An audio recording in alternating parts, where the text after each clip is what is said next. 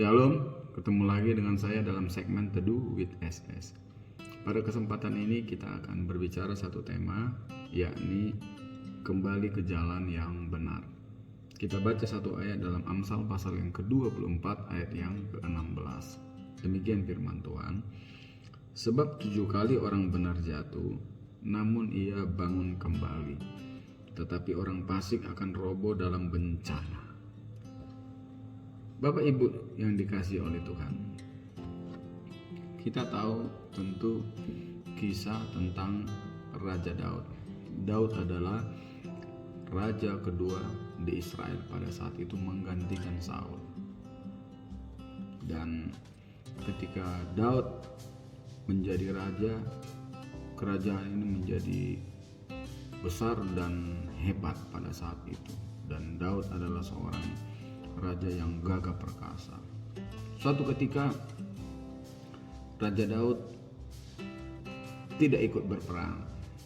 Dia tinggal di istananya, lalu di soto istananya dia mulai jalan santai.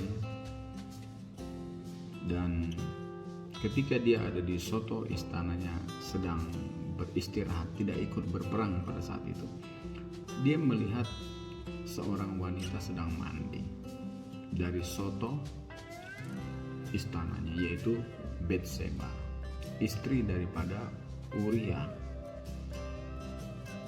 yaitu salah satu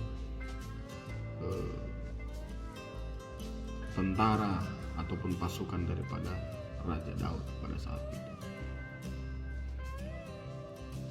Kita tahu pada zaman itu rumah-rumah yang ada di sana itu, kamar mandinya itu tidak pakai atap. Itu budaya di sana pada saat itu. Sehingga ketika Daud ada di soto istananya, dia melihat Batseba sedang mandi. Karena sekali lagi saya katakan, kamar mandinya itu tidak ada atap. Bukan seperti sekarang kita, kamar mandi tertutup begitu. Ketika dia melihat Batseba mandi, lalu hatinya tertarik dan mulai ada sesuatu yang lain di hati Daud, mengingini perempuan yang sedang mandi itu, sebab elok parasnya dipandang oleh Raja Daud. Dan akhirnya dia menyuruh bawahannya untuk mencari tahu itu siapa wanita, lalu disuruh datang ke istananya. Dan singkat cerita, Daud pun akhirnya tidur dengan Batseba. Dan setelah dia mengambil Batseba, dia jatuh ke dalam dosa. Dan bukan hanya Batseba yang diambil, dia juga berusaha membunuh Uria. Dia mulai merencanakan pembunuhan Uria, suami daripada Batseba.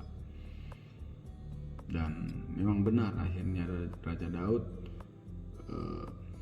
menyuruh Uria berperang dan disuruh ditempatkan paling depan, supaya dengan pikiran dia bisa tewas di dalam pertempuran. Dan memang benar, Uria akhirnya tewas dalam pertempuran, dan Raja Daud mengambil Batseba menjadi istrinya pada saat itu. Dan kita melihat Raja Daud jahat di mata Tuhan dan ditegur oleh Nathan pada saat itu. Dan syukurnya Raja Daud tersungkur, menangis dan memohon ampun kepada Tuhan bahwa dia sudah membunuh Uria dan mengambil istrinya menjadi istri daripada Raja Daud pada saat itu. Raja Daud menyadari bahwa dia bersalah ketika ditegur oleh Nathan. Dan Daud, sekali lagi saya katakan, bagusnya dia tersungkur minta ampun kepada Tuhan. Dan kita tahu ketika dia tersungkur minta ampun kepada Tuhan, hidupnya dipulihkan oleh Tuhan kembali dan dia mendapat ampun dari Tuhan. Tetapi saya mau katakan, konsekuensi daripada perbuatan Raja Daud tetap dia tuai.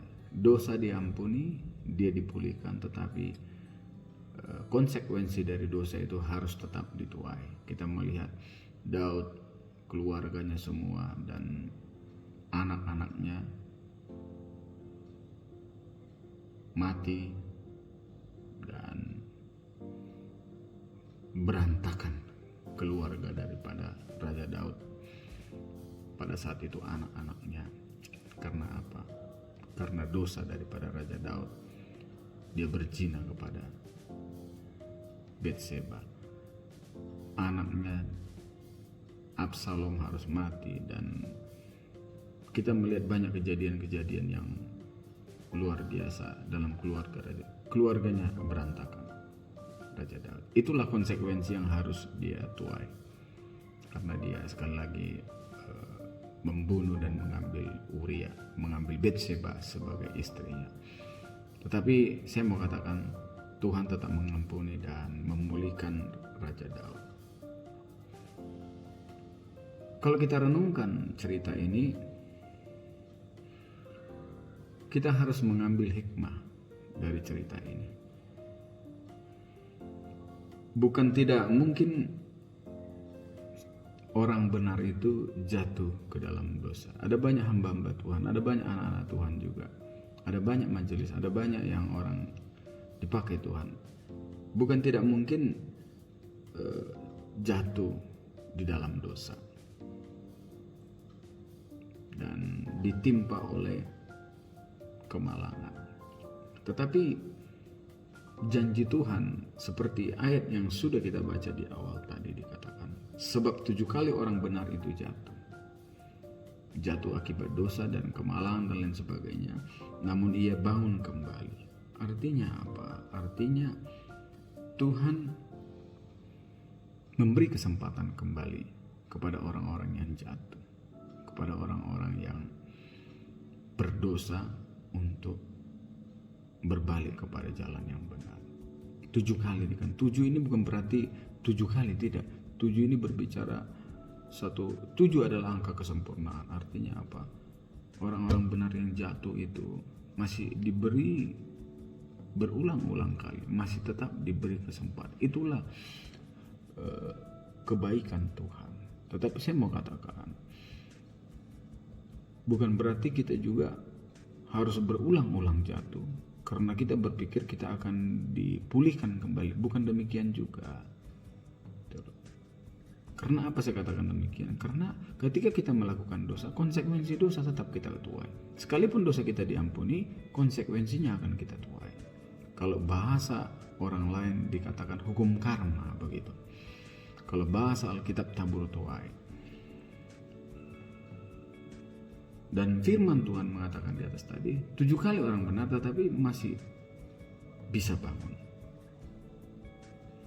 Bapak Ibu yang dikasih oleh Tuhan, pertanyaannya pada kesempatan ini, bagaimana dengan kehidupan kita orang-orang percaya saat ini? Bagaimana dengan kehidupan kita saat ini? Jika kita berdosa, jika kita jatuh, melakukan hal, mari kita bangkit.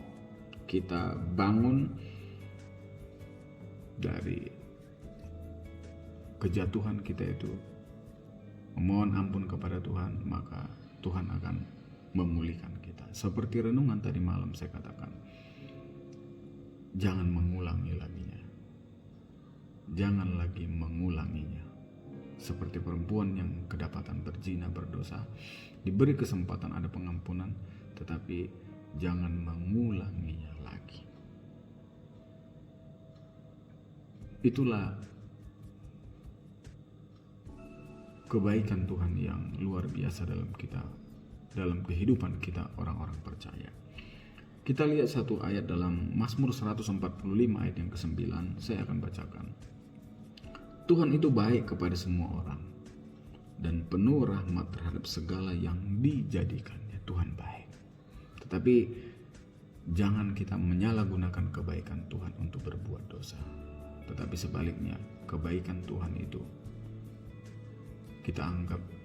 kita jadikan suatu hal yang luar biasa dalam kehidupan kita, untuk kita tidak berbuat dosa di hadapan Tuhan. Sekali lagi saya katakan, jika kita jatuh, mari kita bangun, dan Tuhan akan memulihkan kehidupan kita. Firman Tuhan ini menjadi kekuatan bagi kita dan menjadi pelajaran bagi kita, orang-orang percaya. Terima kasih.